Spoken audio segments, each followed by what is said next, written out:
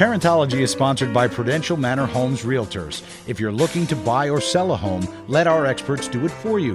We place honesty, integrity, and professionalism above all else. Consider Prudential Manor Homes Realtors as your real estate company.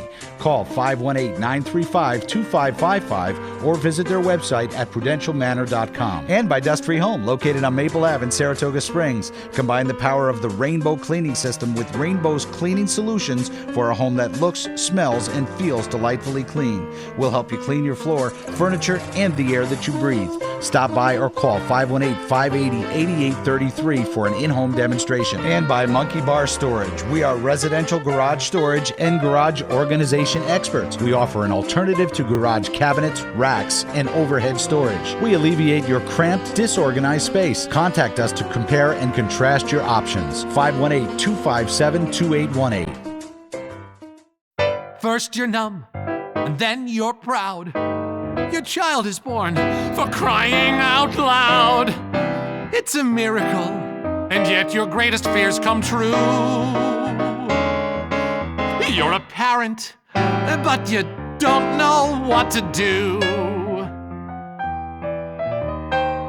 Does this thing come with an instruction manual? Hi, I'm Paula Gretzinger, and you're watching Parentology. Today we're talking about homeschooling. What are the benefits and how do parents get started? Also, how early is too early to bring your child to the dentist for the first time? And how do you know if they're doing a good job brushing their teeth? But first, let's meet Parentology's Parents of the Week. Hi, I'm Sandra Foyt, homeschooler, travel writer, and mom to a teen girl and tween boy. Hi, I'm Tom Jones, an educator and writer and homeschooling father to 3 children. Making the decision to take control of your child's education can be overwhelming for some parents, but more and more parents are homeschooling. Joining me to talk about this today are Sandra Foyt and Thomas Jones. Thank you so much for joining me today. Good to be here. So, how many children do you have? I have 3. 2 of them are school age, 13, 9, and then a 22-month-old. And how about you, Sandra? I have 2, a teen daughter who attends private school, and I homeschool my son who's 11 years old. And how long have the 2 of you been homeschooling? I've been homeschooling since my older son started with school, so he's been all along, and he's in 8th grade now. And how about you, Sandra? Both of my kids started out in public school, and I started homeschooling my youngest when he entered 2nd grade, and he's now in 5th grade. How do you get started? You ask around. I had a neighbor who also had kids in the public school and also homeschooled some of her kids, so I asked her how she got started. And she told me about the local Yahoo groups, and she gave me a couple of books. She even gave me a couple of copies of the forms that she handed out, and it wasn't that hard to get started. It was harder to contemplate it than it was to actually do it. Okay, well, I think sometimes if you're starting younger, it's a little easier because the level that you have to teach at is obviously a little lower, and so you can ease into it a little bit. Whereas if you start out a little later, then there's a little bit more stress. But there's a lot of resources out there. There are groups like Sandra said.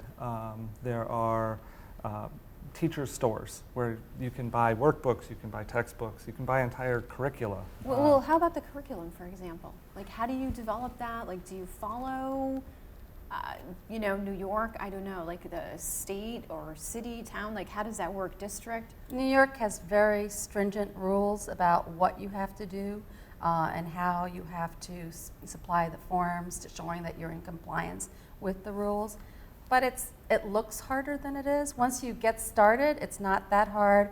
But really, when it comes to devising curriculum, I'd say every homeschool parent does it differently. Okay. So you can follow that core curriculum set out by New York State, but do it very differently, child to child, even year to year. I mean, what I decide to do at the beginning of the year may end up being very different from what I end up doing in the middle of the year because I have to look at what my child needs. And Thomas, you didn't start in New York. We started in Illinois, which had basically no regulations at all. And then Minnesota, which was somewhere between Illinois and New York regulation-wise.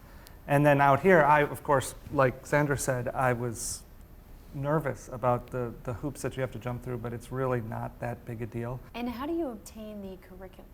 Like, is there a place where you can go and buy it, or do you create your own? Like, All of that, Paula. There are some people who will get what's called curriculum in a box, and they will follow their curriculum in the box, and they're very happy with that. Then there are other people who they can't deal with everything being set out like that, who don't really. I personally don't function that well with having everything that well organized. I also have an older child who has gone through public school, gifted education courses. I have a lot of resources that I have put together because of my older child. So I can pull, I don't need to use that curriculum in the box. I have resources that I can use that work for my child at this time. do you test them every year? New York has rules about testing, and it's kind of confusing, but the basic thing is that by 5th grade, they need to do one of the approved tests, and then it's every other year, I believe, that technically that they're supposed to do.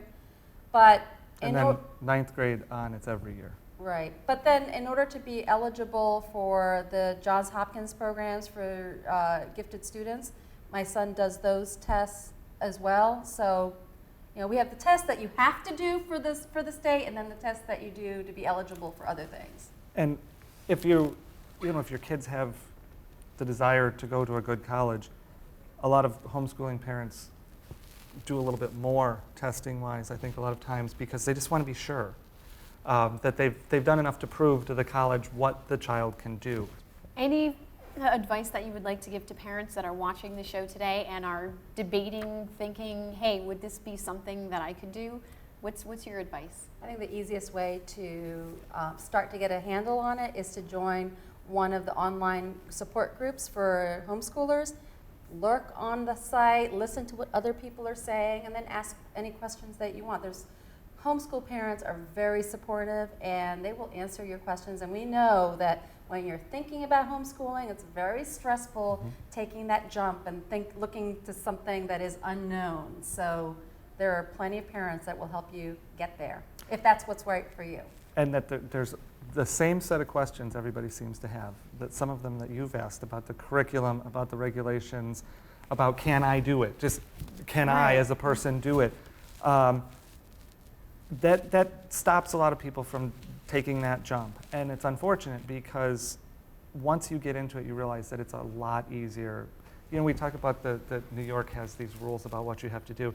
It is fairly standard. It says you have to do a certain amount of math. You have to do math, you have to do English, and pretty much everything else, you have to fulfill certain core requirements at a certain point. Right. But it's very general. It's not, I think you could probably even, it's pretty general. It's not hard. For some parents, they can even use online curriculum. You can do distance learning courses, so all you have to do is set your child up with a computer and they're good to go. The level that they're asking for, you could go to Barnes & Noble and get workbooks in those subjects at that grade level, and if the child worked through those books, they would be performing at the level that the regulations want them to. Wow. And so, I'm not saying that's what you should do, that's all you should do. I'm just saying that if somebody is worried, can I teach at the level that I need to? I don't think that's Actually, a worry. one easy way, frankly, I'm not thrilled with the standards at school. What kids are required to know at a certain grade level is not rocket science. So the New York State tests are available online, and your child can test out the same test that New York State students have to take at any grade level from 3rd and up. And you can see what the level of the work is. You can look at the science test. Wow. You will laugh when you see how easy the science test is for one of the elementary students. They're all online. Thank you so much for joining me. Thank Thank you. you. And if you would like to know more about homeschool, just log on to my website, parentologywithpaula.com.